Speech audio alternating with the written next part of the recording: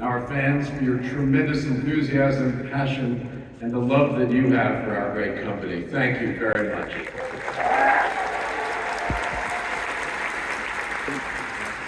This has been a weekend unlike any other, and we have a spectacular finale for you tonight. The Disney Legends Award is the highest honor our company bestows, and it's presented as a celebration of talent, a recognition of achievement, and above all else, a sincere expression of deep gratitude on our part. The Legends Award was originally established in 1987, and we have honored 304 Disney legends to date.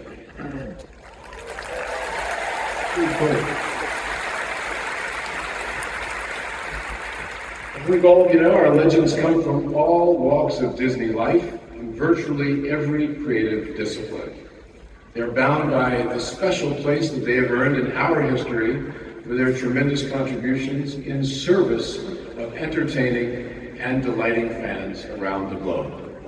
But tonight we will honor 14 new Disney legends, and it's my distinct honor to introduce the first one.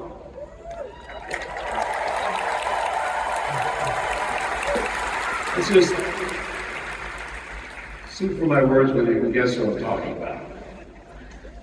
Ready? From a galaxy far, far away.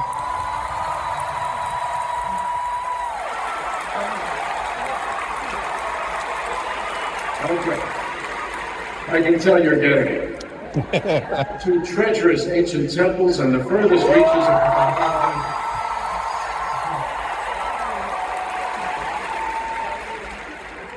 Maybe I should stop. I don't know. He has portrayed some of the most timeless heroes to ever appear on the big screen.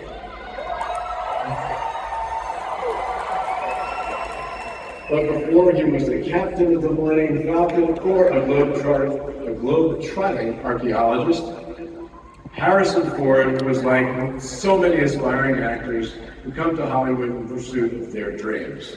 Now, while he has some early success,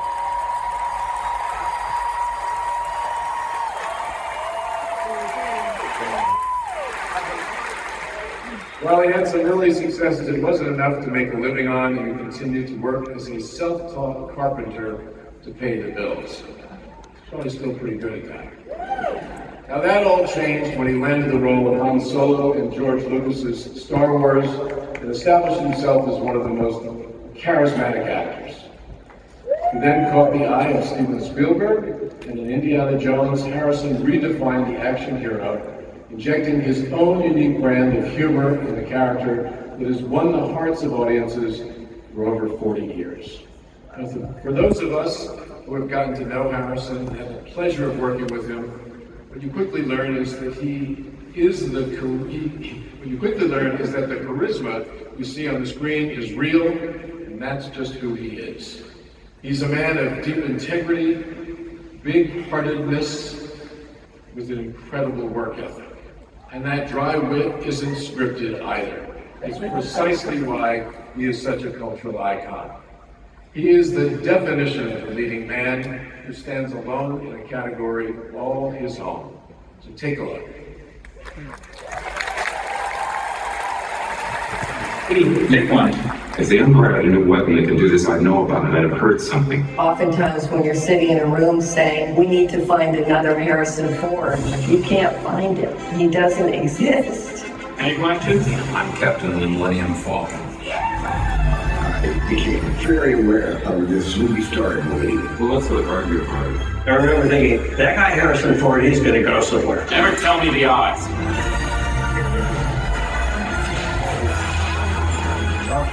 Dangerous. We waited till we got more of the movie then. I know I'm gonna get dirty, I know I'm gonna get bruised. Comedy America. It is part of Harrison's charm and character. I know what I need. I know what I'm cold. He's very grounded and down to earth. Oh, really? You're cold? I remember him saying, look what we get to do. He's just as in awe of the process. Sherry, we're home. I always thought he would come on set and be like, I'm Harrison, and then everybody would be like, yeah, but no, it was a good time. It was him creating this character from the ground up. Movies make him tick. People who care about movies make him tick. Science fiction. Go ahead. You cannot look at the archive of American cinema without thinking Harrison Ford.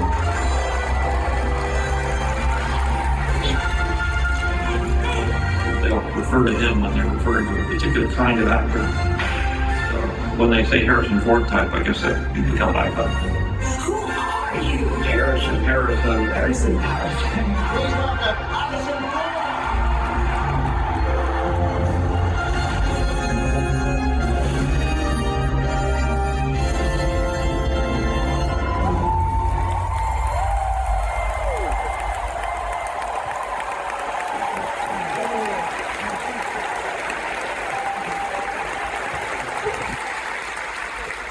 It is with great pleasure that I present this award to a true Disney legend and a dear friend, Harrison Ford.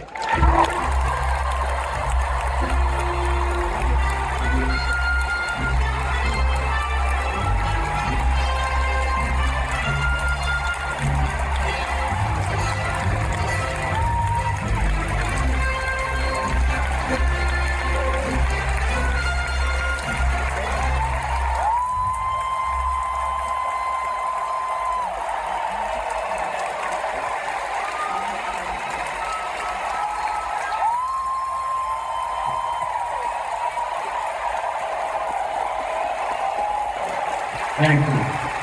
Thank you very much.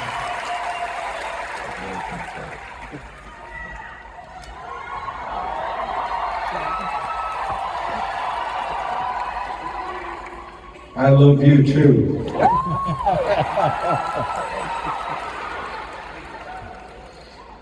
I love the life you've given me. I love the people that I've had the opportunity to work with. Nobody does anything in this business alone. We work in collaboration. No matter who we are or what we're doing, we're working on an idea. I have the privilege of being a storyteller.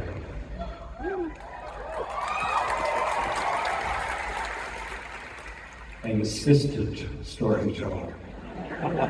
I have my part of the story to tell, but so does everyone else. But stories are for you, about us, our common humanity. And to be able to work in that area is a privilege. We have a bond between us that's based on the quality of the product, and Disney produces great product.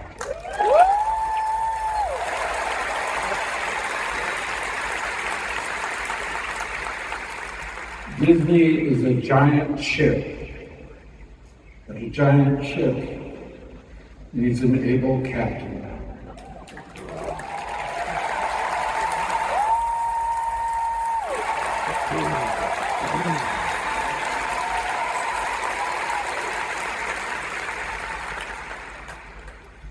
And the great generosity of that introduction deserves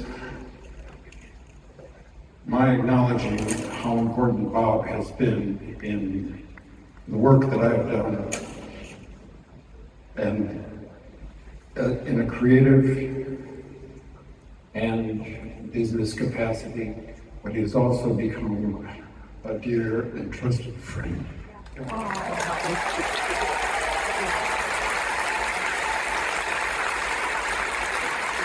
I'm very honored to be in the company of the other people that are being honored tonight.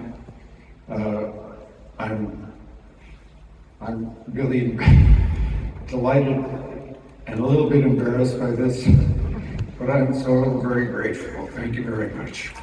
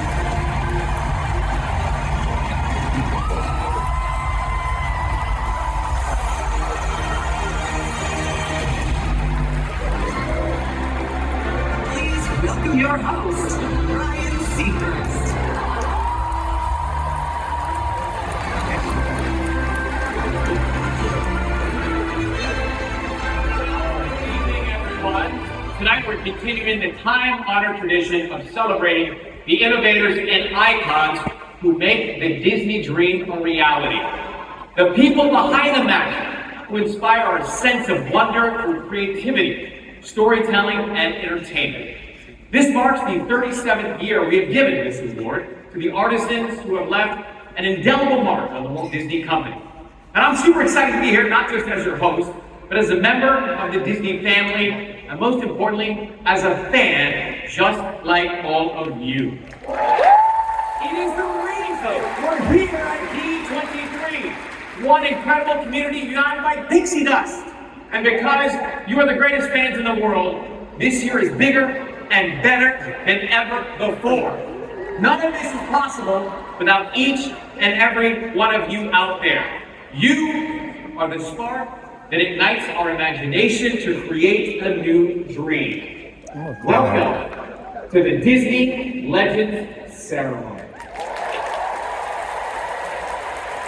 Now, if you're ready for a great show, let me hear you say D23! D23! All right, and with that, I'd like to hand it over to the man who launched D23 15 years ago. He's the CEO of the Walt Disney Company and a lifelong Disney fan in his own right. Put your hands together for the one and only Bob Iger.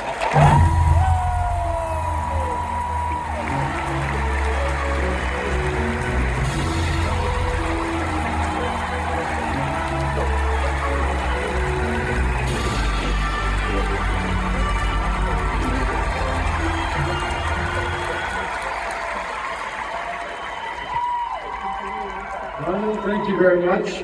And thanks to all of you for joining us for this very, very special event. Now, before we get started, I want to take a moment to acknowledge our dedicated employees and cast members who helped bring this incredible evening together. Right?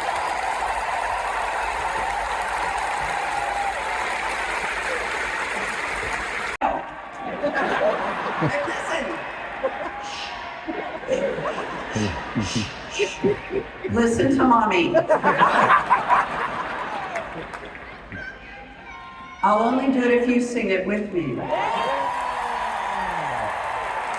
But before we sing it, I want you to listen to the words, because the truth is, that's why I'm here. There's a great, big, beautiful tomorrow, shining at the end of every day. Yes, it's a great, big, beautiful tomorrow, and tomorrow's just a dream away. man has a dream, and that's the start. He follows his dream with mind and heart. And when that dream becomes a reality, it's a dream come true for you and me. And that's what's happening right here. All of you, and I thank the Disney Company and all of you for my life. God bless.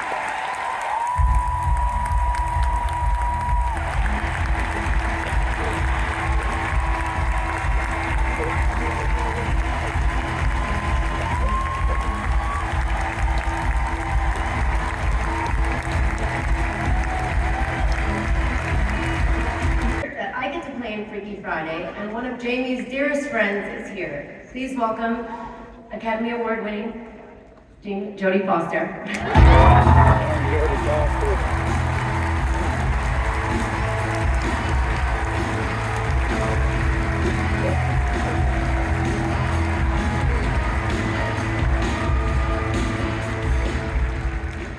Well, don't look.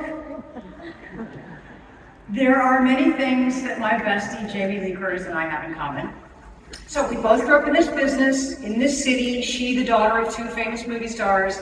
Me, the daughter in every bad television show. And you folks know that our biggest girls are a connection. We were both in the Disney movie Freaky Friday, only they were sequels 20 years apart, and we took opposite roles.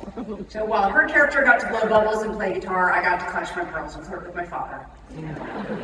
Which is awkward. But that's how it was back then. Which is a refrain that Jamie and I sometimes trot out to explain why we are both so peculiar. But here are many of the absolutely freaky things that you may not know about her. You probably know. She eats dinner at 3 or 4 in the afternoon because Granny's asleep by 7:30. She gets up at 3 a.m., she saves the world, then she online shops a little, compulsively ordering useless things in every color. Although she did buy me the best bras I've ever owned. Thank you for looking out for my boobs.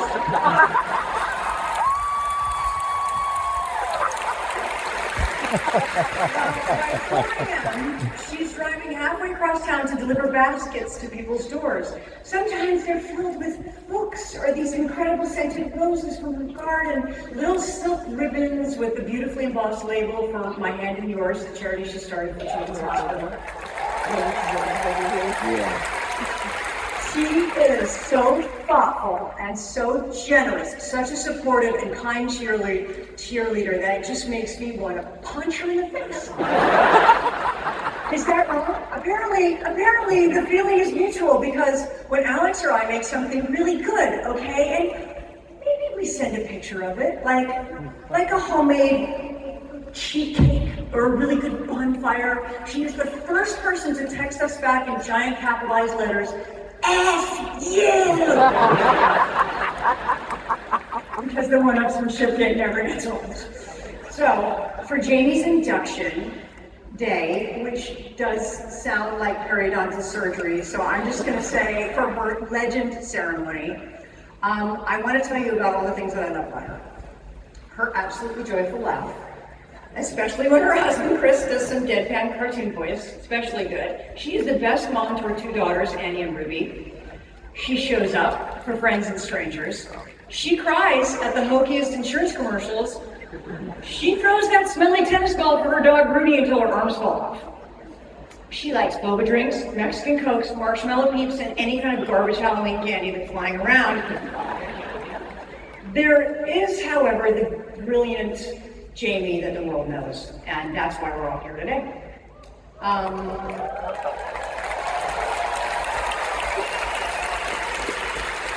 Her extraordinary performances in Halloween, Official Wanda, True Lies, Everything Everywhere All at Once, my favorite. Knives Out, and a personal favorite of mine, her guest appearance in The Bear Season 2, which is what she is inventive, fearless, full of surprises. She's an artist who lives to show you human idiosyncrasy, warts and all. Perfectly imperfect. Our Neverland Hall of Famer, Jamie, I am here to honor the Disney in you, to remind you of the cafeteria Jell-O at the lot that they served on Burbank, the frozen bananas on a stick that you could buy off the cart outside the teacup ride, and of all of those magical formative years believing in Walt Disney's Dreamland. So here you are, such an important part of that place, that history. You've been there for me for so many milestones. You spoke at our wedding. You presented me with a Golden Globe. You helped push my hands and feet in the cement at the Grauman's thing. You are the greatest cheerleader friend I've ever known. It is an honor to honor you, someone that I love so much and I care so much about, who's been such a good friend and a treasured cohort. So bless you for bringing your blessings to this art form and this world, this happiest place on earth. And I'm going to present you with the real prize. I got you old school mouse ears with your name on it. Boom. Take that. I love you, Jamie. No problem. Everybody, please put your hands together for Disney legend Jamie Lee Curtis.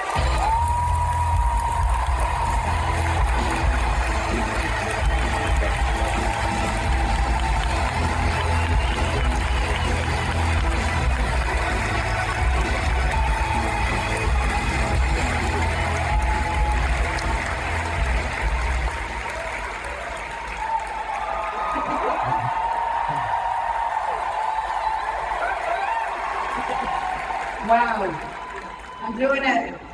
I'm going in. Wait. Everybody just hold on, you have to take off the tag. I can't take off the tag here. Thank you, ladies. Thank you both. You know, it's not often that we all get to walk in each other's shoes. You know, that's the beauty of Freaky Friday. It's the idea of looking at the world from the other person's perspective. And we do it with each other, but we very rarely get to do it in life, in the movies, the way we get to do it in this, and it's extraordinary. You just mentioned the Disney in you and me. You know, it's the Disney in all of us. That's why we're here. It's the Disney in all of us. And the truth is, legends aren't born, they're created. And they're created and nurtured and taught and educated. And then they make art, and then we connect the art, and you make legends. You are the legends, because without you, none of this is possible. And so thank you to your Disney family, all of you there, all of the bright lights shining right now. Thank you.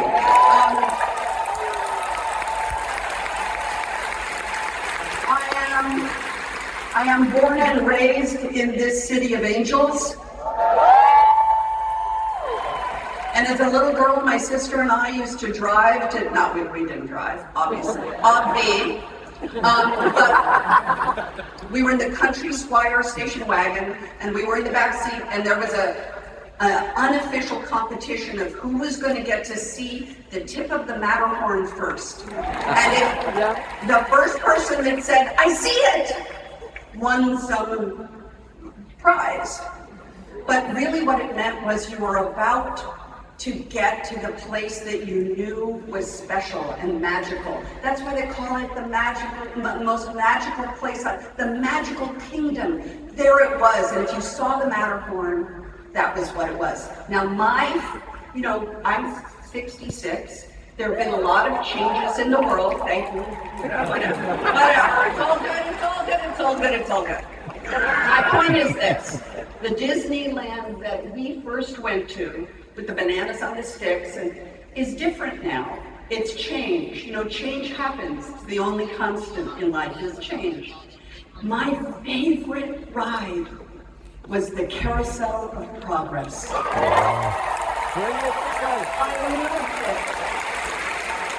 absolutely loved it. And for those who don't know what it is, it was a passage through time of technology. It was the GE Carousel of Progress, and it was about progress and technology. Well, here we are at the moment in our lives where technology is everywhere, and you know, we're fighting the changes because I'm old-fashioned. I like it the old way, but change is important. But I'm going to end this with simply the words from this song. I'm not going to sing, don't worry. You do not want to hear me sing the Carousel of Progress song here at D23. No, you do not.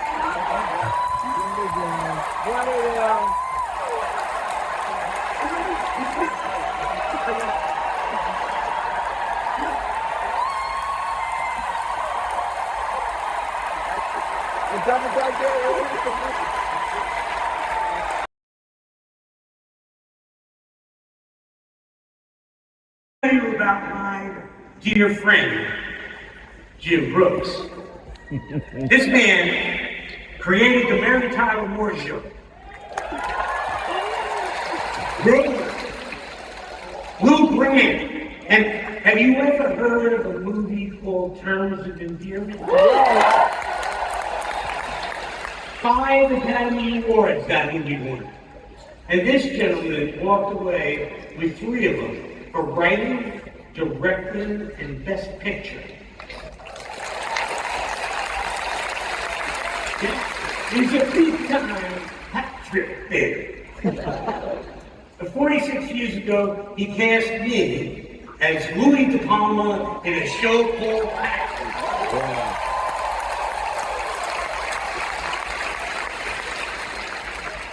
For all you baby Yodas out there, the taxi is a yellow Uber. You ordered my screaming.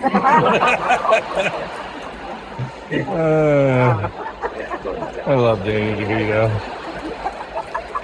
the night that we shot the pilot, or we shoot the pilot for Taxi, I was a nervous wreck. I was all buffed. I was like, So I go to my dressing room, studio, and there is a lovely potted plant with a note from Jim that read, "Dear Danny, as Louis De Palma would say, if you don't do good tonight, you'll be eating shit tomorrow."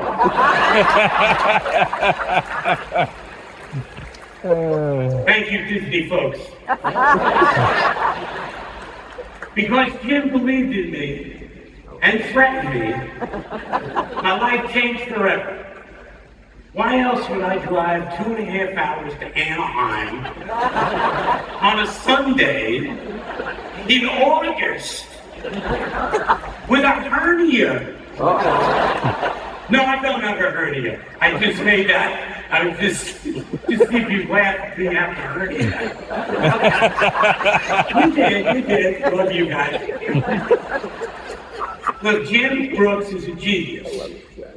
He creates moments that are so funny and so sad and so eloquent. Unique windows into the human condition. But let's face it, we're here today because he made a cartoon about a fat idiot who chokes his kid. Everyone loves The Simpsons, especially the predictions.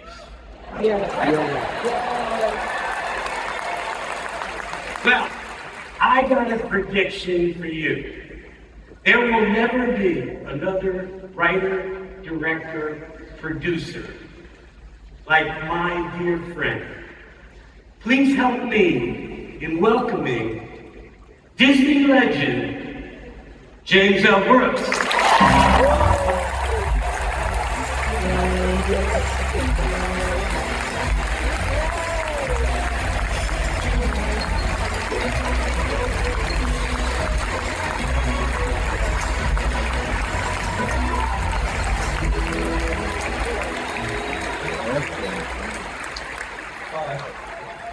Can I say how we met?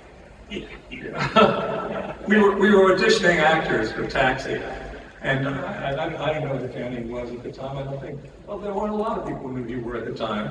And he was auditioning for a nasty character, and we're 4 guys sitting there, and he came in to the script on the floor and said, "Which of you guys wrote this shit?"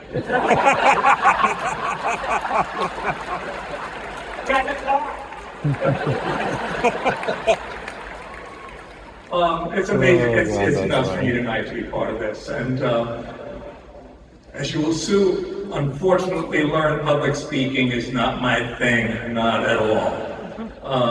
I'm here because I have a great deal of gratitude when it comes to Disney, by introducing us to a whole new audience. The Simpsons, Disney Plus, has been a godsend, or more accurately, a godsend.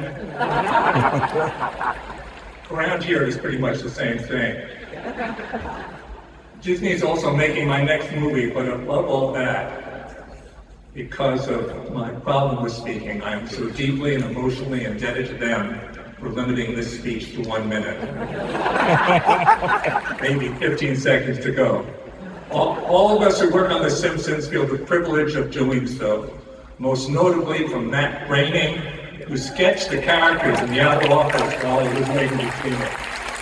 To Al Dean, whose enormous talent has been there from the very beginning, and who somehow remembers each of our good Lord 780 shows, so we don't, please God, repeat ourselves.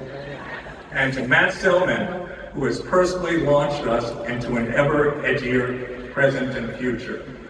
Finally, it must be said, our cast makes writing the show a dream job. The box lot is really pretty. I like my parking space.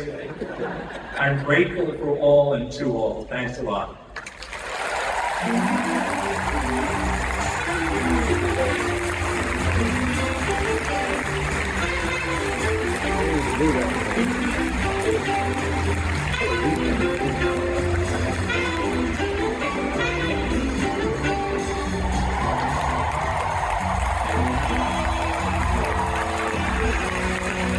Please put your producer-director, Rob Marshall. There is no try. Send those eyes out.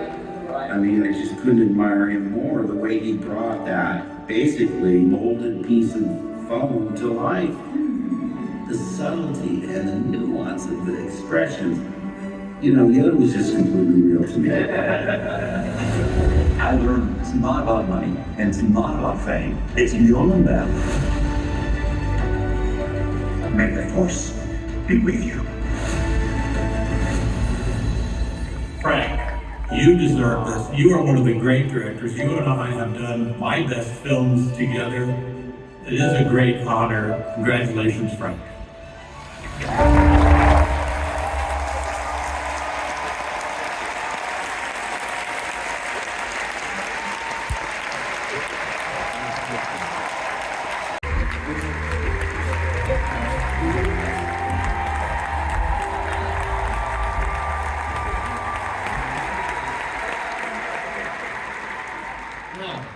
Thank you so much.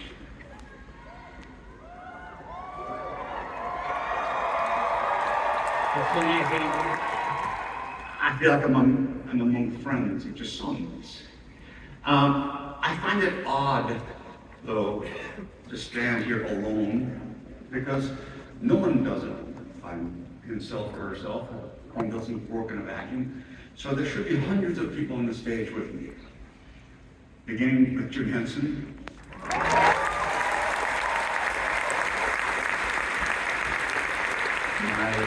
Also my fellow Muppet performers and workshop people. George Lucas.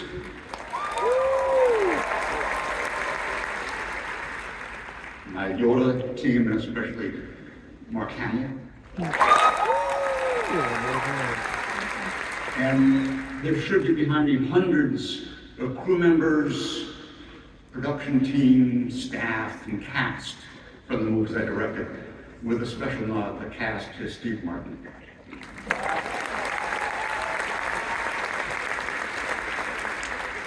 And through it all, there's someone who is with me all the time, my dear lawyer friend, Joe Bear. And it was so amazing, first of all, to meet Pete. My wife and I are so blessed to have the friendship of Pete and Amanda, the deep friendship. I'm also grateful for having 4 wonderful adult kids who are good human beings.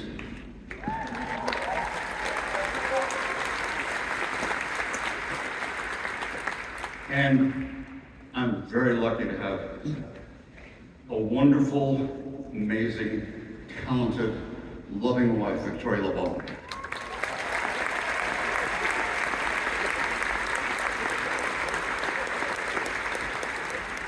She saved my life many times. The first time I was ever in Disneyland was the late 1950s. Disneyland is very meaningful to me. My parents were Holocaust survivors, and after the terrible time in Europe, they waited for 5 years to get a visa, and my brother and they immigrated to the United States, ended up in California. I'm so amazed to think that my brother and I played in bombed out buildings in Belgium. And then about 10 years later, we played on Tom Sawyer Island.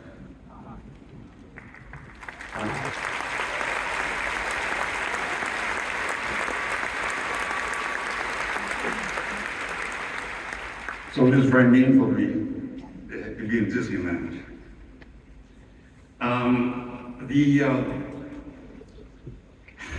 There's so many people to thank, but I can't do that all here.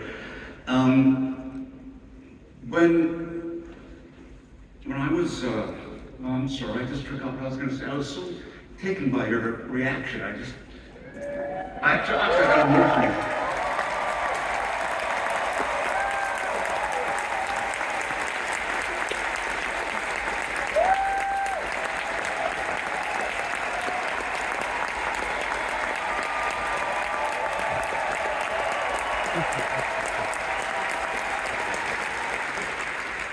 Thank you. Thank you. Many few people here look at me as a success. And I guess I am, but I used to have very low self-esteem as a kid, a teenager, and into adulthood. I hate myself. Record the TV show. Miley is a pop culture icon. If I could do this forever and wake up every day getting to do what I love, that would be like a dream. You are so kind to the fans. You are adored. She's pretty. You're a great singer. I couldn't ask for a better person to be my hero. All my dreams have come true because of my fans. The whole country's in love with her. She's a great musician, and she's got a great soul. She inspires me. Thank you for taking this journey with me for the past 30 years. I hope to take you along with me for the next 30.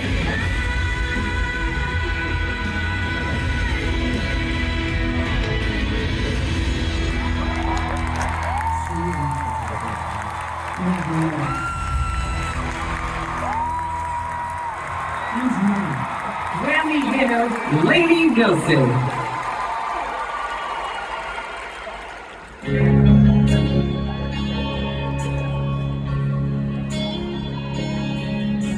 Miley, you might not know this, but I am truly one of your biggest fans. My very first job was taking my portable sound system, a wig, and 15 tracks I lined from front to back and impersonate them on town. I'm talking about at birthday parties, fairs, festivals, you name it. It was me, Lady Wilson, opening up for me as Hannah Montana. You talk about the best of both worlds. You inspired me to believe in myself, that I too could be an ordinary girl living in an extraordinary world. So on behalf of Miley Cyrus fans everywhere, I'd like to dedicate this song to you.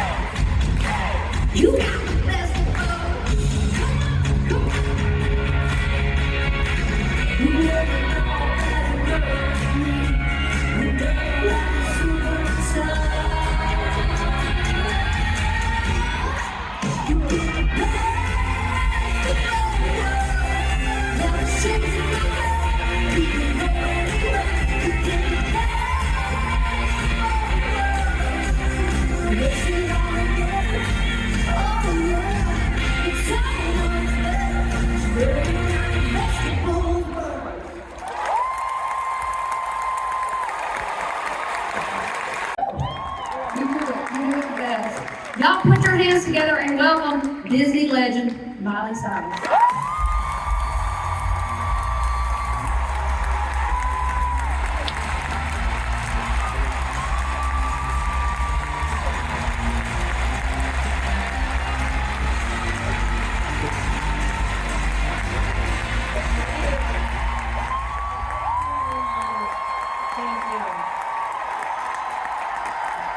Miss Martha, I am not as strong as you. I am definitely going to cry.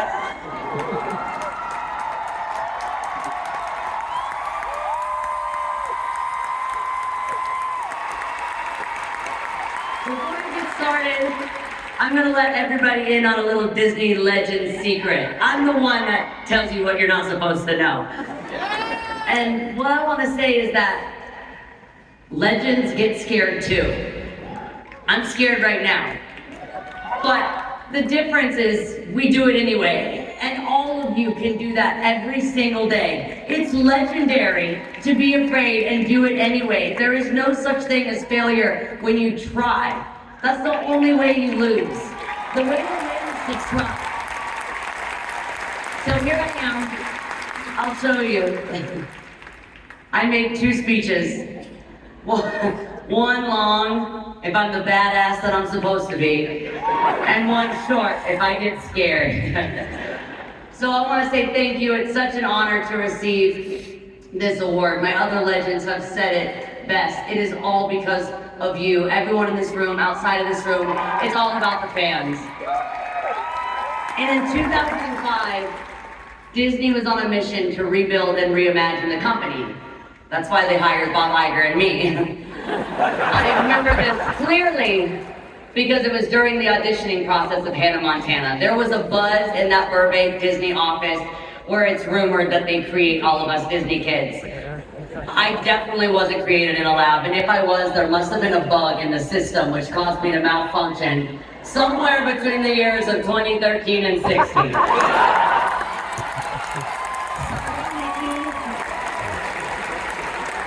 I was born and raised in Nashville, Tennessee, which is where I sent my audition tapes from. After those tapes were sent in, my mom got a message that what I sent was great, but I was just too small and I was too young for the part. A year or more goes by and I forget all about Hannah Montana. But then we get a call and they tell us that they fully casted the show. They've already shot a pilot, but the show just isn't working. So they want me to come out to LA and audition in person. My mom tells me the news, but reiterates that if I get it, I'm gonna have to leave school and all of my friends. So we go to the mall to shop for what I'd wear to the audition, and in true fashion of fate, there hangs a t-shirt that says I should have my own TV show. We took it home, bedazzled it, and flew out to LA. After a few of those auditioning trips, I got the part. I came out to California to shoot the pilot. I fell in love with LA, the beach, the palm trees, they were awesome, but it was the sound stage that I lived for. I mean, it was the most beautiful place that I'd ever seen. There were lights, dressing rooms, the wardrobe racks, there were costume fittings, wig fittings, acting, dance, vocal lessons. It was like being on RuPaul's Drag Race Junior.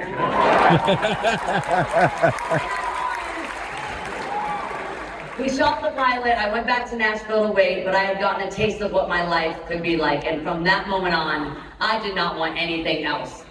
So when I was told that the show got picked up, I just couldn't wait to get back to stage 9, but because Hannah Montana is a pop star, we needed footage of her playing sold-out concerts.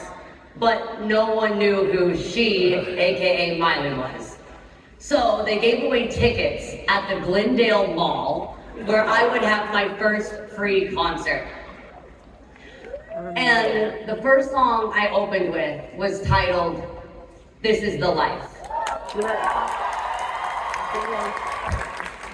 Which of course no one knew, because in reality I was a little girl in a blonde wig at the mall with a big dream, but in my heart I was Hannah Montana.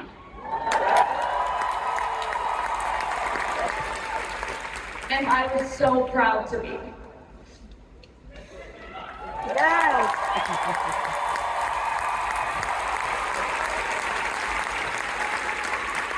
A little bit of everything has changed since that day. But at the same time, nothing has changed at all. I stand here still proud to have been Hannah Montana because she made money in so many ways. This award is dedicated to Hannah and all of her amazing, loyal fans, and to everyone who has made my dream a reality. To quote the legend herself, this is the life. Thank you.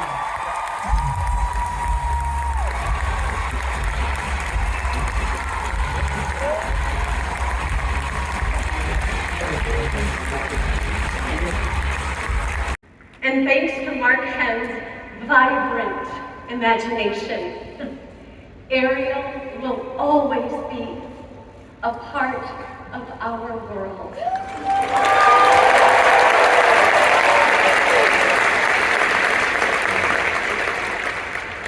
Mark possesses a rare gift.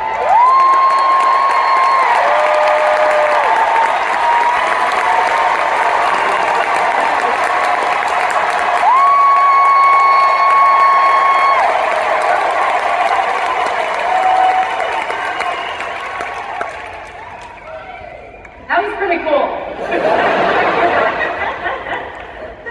Mark possesses a rare gift that extends far beyond his talent as an artist. The ability to reflect the human soul in every stroke of all these amazing beings. And just like Mulan, in a way that liberates us to see ourselves, not just for who we are, but for who and what we can be. When creating Belle, Mark noticed a lot in my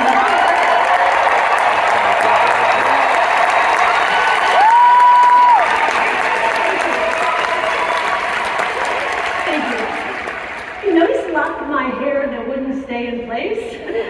So he decided to make that part of her character. It's those little things that bring his art to life.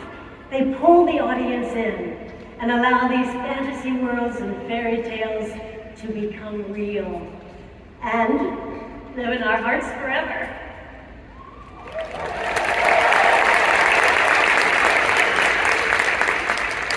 Mark has supervised more powerful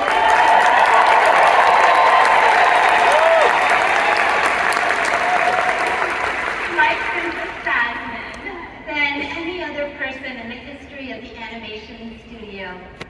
His empathy, warmth, and collaborative nature helped us to trust his vision and open up to a whole new world beyond our wildest imagination.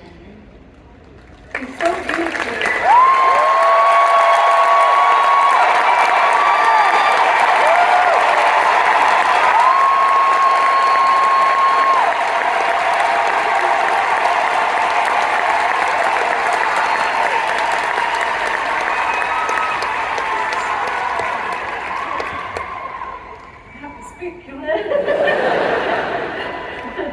He so beautifully rendered Tiana in a way that allowed little girls to see themselves and others to see their friends in a regal light for the very first time.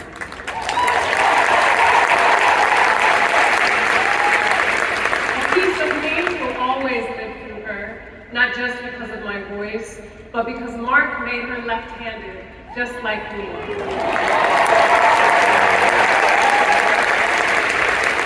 This capacity to continually dig a little deeper, to create larger-than-life characters, and the way that he listens and sees us is what makes him a distinguished animator and an extraordinary human being. And if you bear with me for 1 second, close your eyes.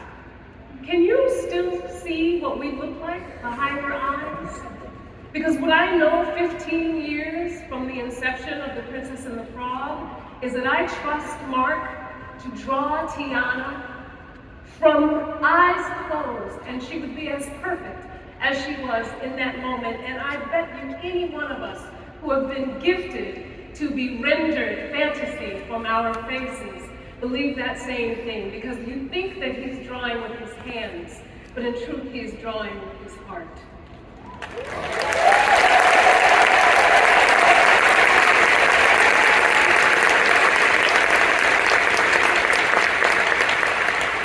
Now it is time to bring our dear friend to the stage please join us in welcoming, way overdue, Disney legend, Mark Ed.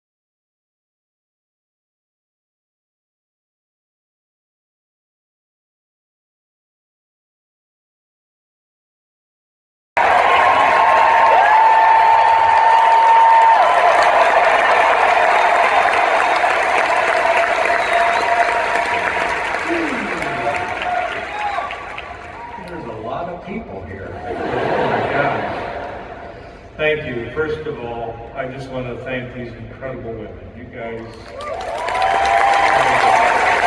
I'm so touched. Thank you for being here tonight to share this evening with me. Your incredible talent and friendship means the world to me. It really does. Thank you, D23 and the Walt Disney Company for this evening, an amazing honor. Also would like to extend my congratulations to my fellow inductees. It's hard to believe, and it's an amazing honor to be included with such an amazingly talented group of individuals. As I think back on a career that spanned over 4 decades, this award represents the tip of an iceberg. In every artist's career, there are so many artists who inspire and influence you. For example, the great Eric Larson, one of Walt's 9 old men.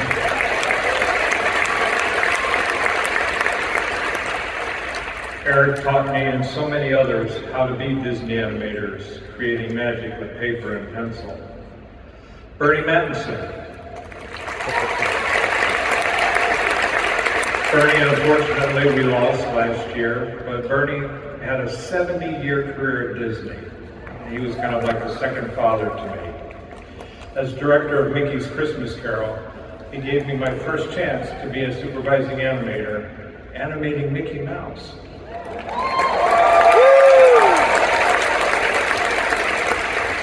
To all the enormously talented artists, past and present, at Walt Disney Feature Animation Studios that I have learned from over the years, you are all a part of this moment. And of course, I wouldn't be standing here without the unwavering support and encouragement of my family.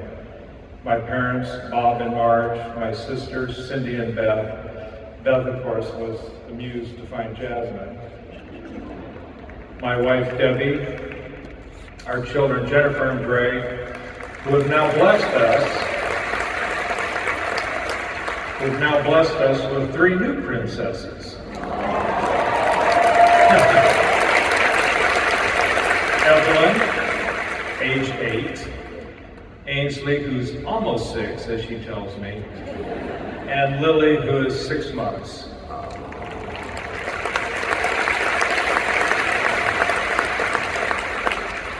Lastly, I want to thank the Lord. All I ever wanted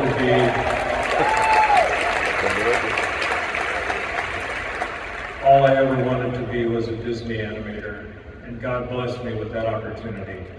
And I wouldn't be standing on this stage without His providence in my life. So thank you very much.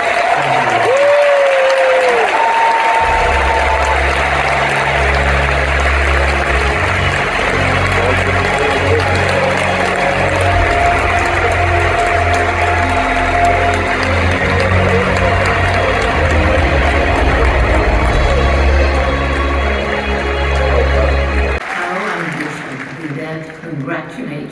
In person and perhaps give you a big hug on receiving this prestigious award. Indeed, you are a Disney legend, and I can think of no one more deserving of this honor than you. You've contributed so much to the success and reputation of Disney's theme parks over the years, and given so many people an exciting and wonderful day. Of course, the theme park that I love best is Animal Kingdom. Back in the 1990s that you and I first met, I was so impressed by your vision, and so I was invited to be an unofficial advisor. Of course, when I was first introduced to you, Joe, I was mesmerized by the collection of earrings dangling from your left ear. I suspect everyone is as fascinated as me.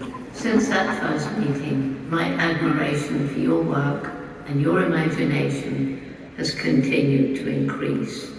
I'm so proud to be counted as one of your friends, and so delighted that in recognition of your talents and accomplishments, you are now a Disney legend. But most of all, Joe, on this special occasion, I want to speak for the hundreds of animals who, thanks to your vision, have had and continue to have a meaningful life, and who have inspired a love of and appreciation for those animals in millions of visitors. Every time I visit Animal Kingdom, I think to myself, goodness, if I was an animal out of my natural habitat, this is where I would like to be. And so again, Joe, congratulations, best wishes, and lots of love.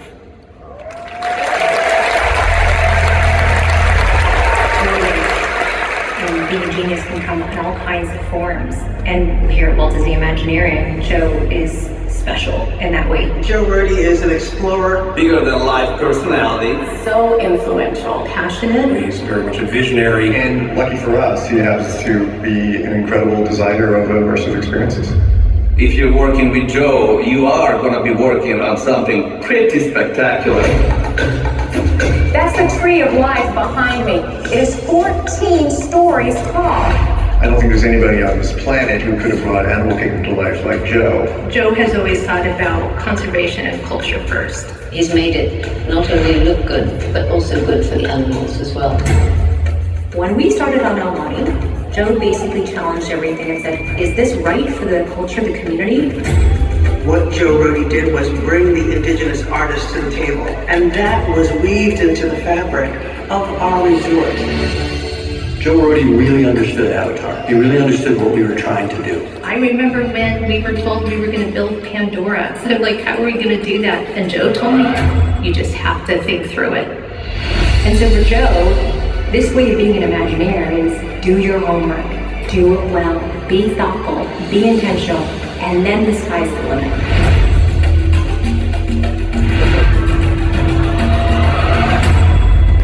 That's his legacy. That's Joe Rohde.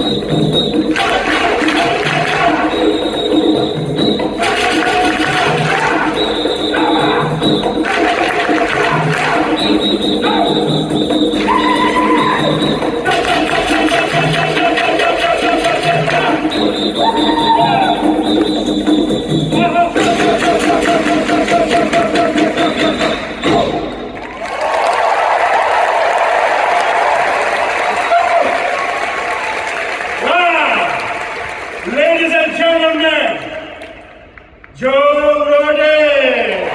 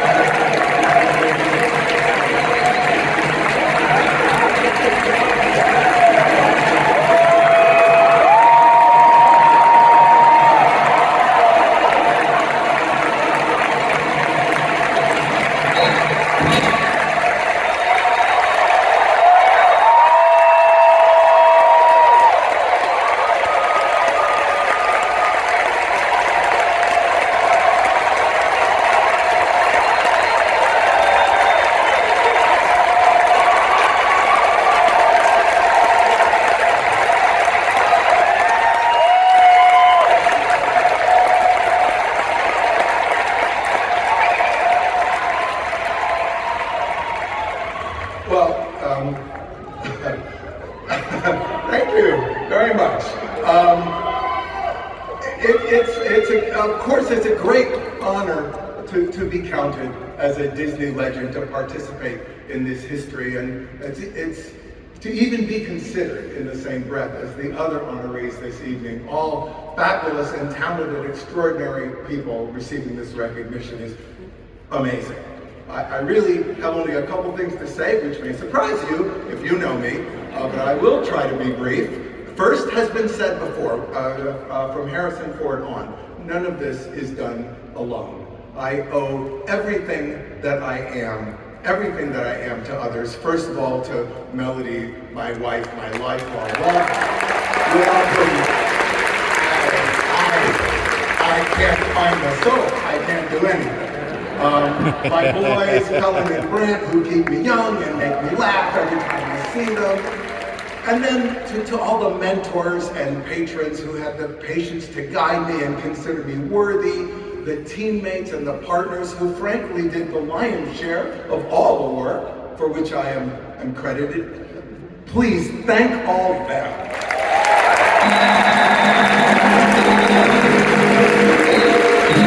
And then the second thing, I will dare to speak for all of us awardees when I say we don't work for awards. We do what we do, the way we do it, because we love doing it. We would make art, we would sing, we would act, compose music, we would organize, make movies, write, draw, design in our garage. We would do it anyway, because it is who we are, it is how we live, it's how we know that we are alive. And so it's an extraordinary extra delight to be recognized, to be rewarded, to be seen, unlike so many people who work with equal intensity and they're never seen and they're completely unrecognized. We cannot make ourselves into legends. We are made legends by you, by your attention, by your applause, by your high opinion of the work that we do, and for that, on behalf of all the Disney legends stretching back to the very beginning, I thank you. Thank you.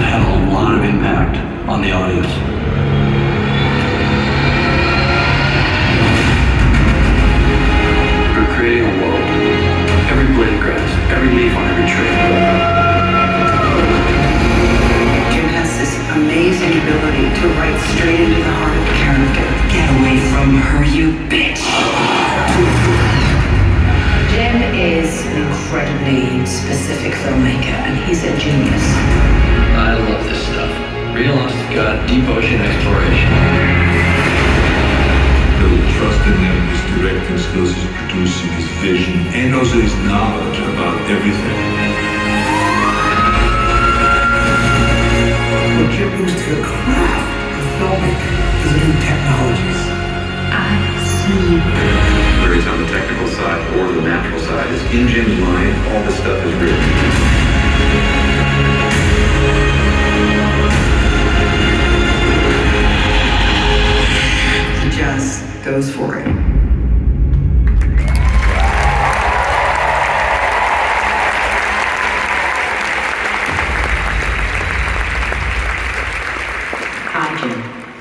Aside from being the most driven director I've ever worked with, you are passionate and extraordinary. You are also one of the most fascinating people I've ever met. You've made some of the most critically acclaimed and culturally beloved films in certainly my lifetime, and it's mind-blowing to think of how many other movie lovers' lifetimes you have impacted and entertained. Dearest Jim, you continue to aspire to greater heights that I'm not sure if anyone else but you will ever reach. The power of your imagination continues to inspire us all. What you cannot create, you simply manifest. You've revolutionized the filmmaking process too many times to count by developing cutting-edge technology and giving audiences an immersive and elevated experience that is realistic and phenomenal to behold. And you do it all with such collaboration and good grace. Thank you for allowing me to be a part of your journey. I love you to pieces, we all do. And now I'd like to introduce you to someone who, like me, much better than me, knows Pandora the way it really is. Ladies and gentlemen, please warmly welcome the exquisite Zoe Saldana.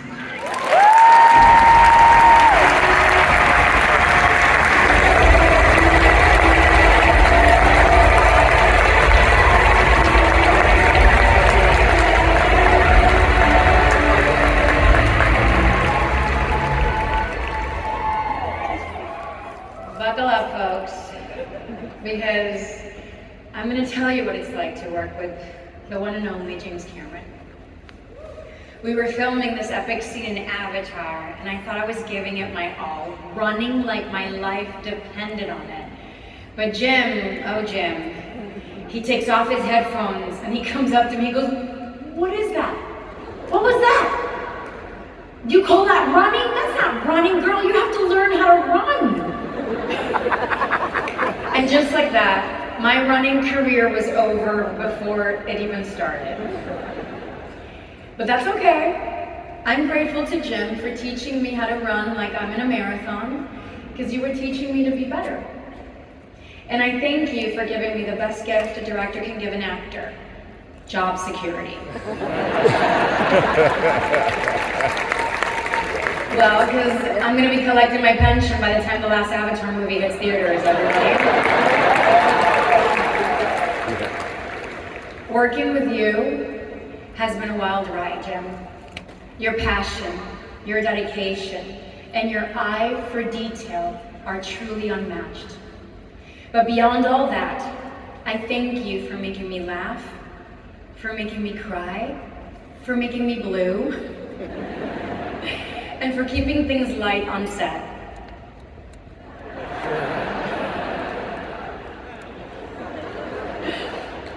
But most of all, thank you for always pushing everyone around you to be their best, even if for some of us that means perfecting our running form. So everyone, please help me welcome this Disney legend, James Cameron.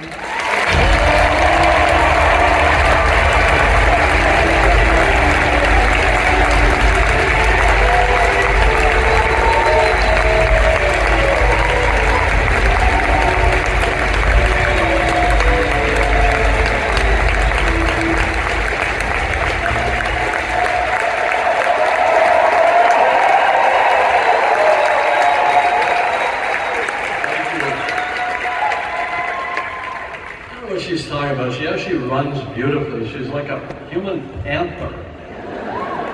And we all know there's no Avatar without Neytiri. Zoe is Neytiri. I think you should be a Disney princess. Powerful woman. This is pretty daunting and overwhelming. I just feel such kind of infinite gratitude and so blessed to be, I guess, mentioned in the same breath as some of the incredibly talented people that you've seen here tonight and will continue to see. There's just such an incredible display of creativity and imagination here tonight. And I'm just happy to be in this crowd, be part of the club and part of the Disney family tonight. It's a dream come true. And I think of, some of the other honorees here tonight that I've had the pleasure of working with. Jamie Lee Curtis, on True Lies, I got to direct her. It was such an important moment, I think, in both our lives. Angela Bassett on Strange Days, I wrote her character of Mace. She's unforgettable in that character. And so many of the actors that aren't here tonight that I think of that I've had the pleasure of working with over the years. I think Jack Champion, who plays Spider, is here tonight. Jack, I think you're out there somewhere, buddy. Anyway, look, I think if you're a novelist, you can be a legend as a solo act. Maybe some sports figures are, but as a storyteller who expresses through film, it's not a solo act. You're only as good as the artists that you can gather around you. I think when I started out with The Terminator, I thought, I've got to write everything, I've got to draw everything, I've got to create everything. And now, at this point in my career, 40 years later, I'm at the opposite end of that spectrum. I know that my job every day when I come in is to empower and encourage the other artists, whether they're actors, whether they're design, concept artists, computer animators, inspire them to bring their best artistic selves every single day. That's my job now, and so this whole auteur myth, I think, is not true at all. We're only as good as our team. I can't thank everybody. There are a few that stand out. Sigourney Weaver that I've worked with so many times. It was great fun. All of my amazing cast on the Avatar films. Kate, of course, she had me a little bit in tears, manly tears, a couple minutes ago. There's one person that stands out in my mind right now as I'm standing up here, and that's my producing partner of 30 years, John Landau. Thank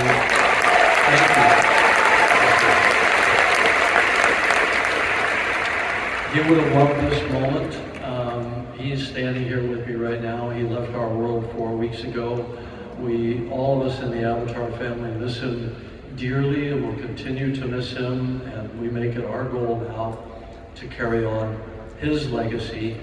He's an unsung Disney legend himself. He and I climbed mountains together. We made Titanic together. We made Avatar together. We made Way of Water together. The vast majority of Avatar, Fire and Ash, which will be coming up next year. And we'll carry on his dream as well. So I just want to thank all of you for honoring essentially what you're honoring tonight, which is imagination. It's creativity. It's the human spirit writ large in these incredible characters, like the character Zoe plays. We love these characters. These characters will survive beyond us. They'll survive beyond our lifetimes. They have so much meaning for people all over the world, and it's our privilege as filmmakers and artists, actors, design, concept artists, to will these worlds of imagination into being. And Disney is the ultimate place in the world to do that, which is why it attracts the kind of talent that you see here tonight. So I just want to end by thanking Alan Bergman, who's been a great boss, where we've been through the challenges together. I want to, please, come on guys.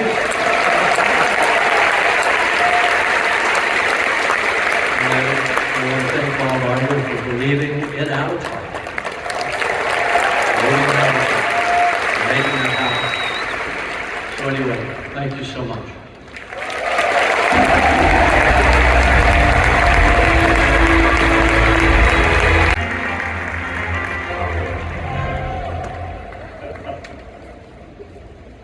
When a group of people set out to make a film,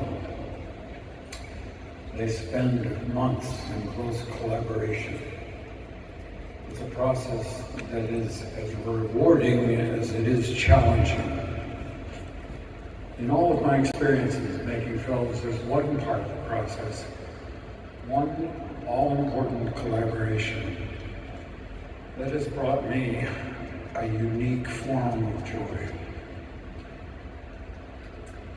I've had the incredible privilege of knowing and working with John Williams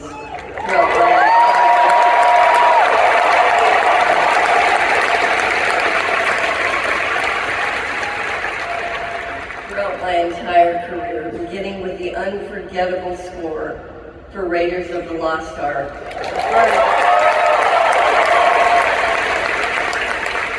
E.T., Jurassic Park,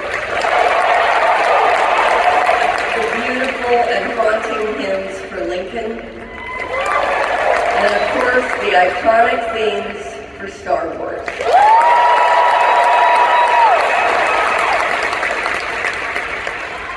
John Williams' film scores have connected all of us across generations. Think of Indiana Jones without the march that introduces him. Think of Princess Leia without the gentle flute that plays her on. Or the opening crawl of the Star Wars films without its incredible orchestra. For over half a century, each and every time John Williams composes a new score, he finds a way to imbue the film's story and characters with a timeless and essential quality. That's because John is a storyteller, and his language is the exquisite music that touches our hearts and inspires our dreams. It's no exaggeration to say that John Williams is the greatest film composer of all time.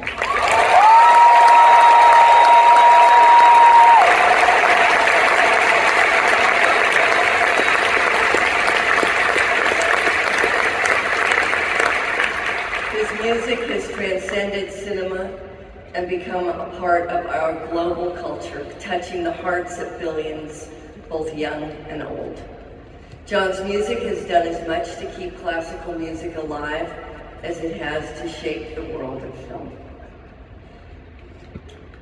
John has written the soundtrack of our lives.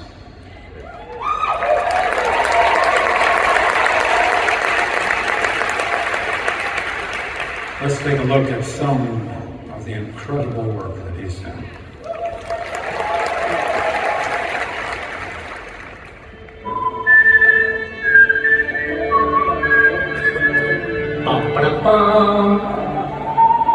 Immediately brings a smile to my face. What it means to have that incredible theme that he creates for the characters. It's a wonderful experience.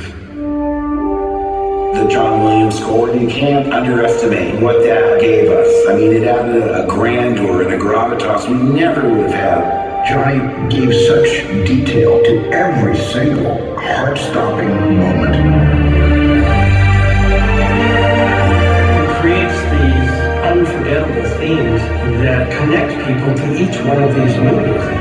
It's one of the great functions of music. Music can be very expressive. It takes tremendous adventure, writing in the theater, writing on the screen, all from that.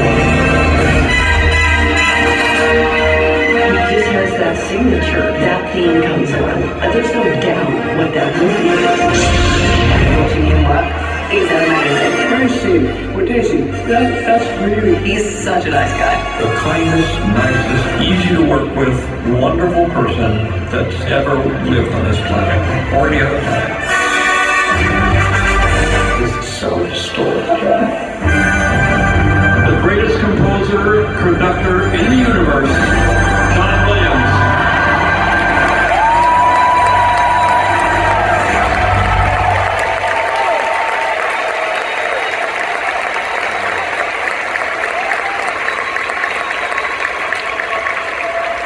Unfortunately, John is not able to be with us today, but here to perform a medley of his iconic themes, specially composed and arranged by John for all of you to enjoy this evening. Please welcome the Pacific Symphony.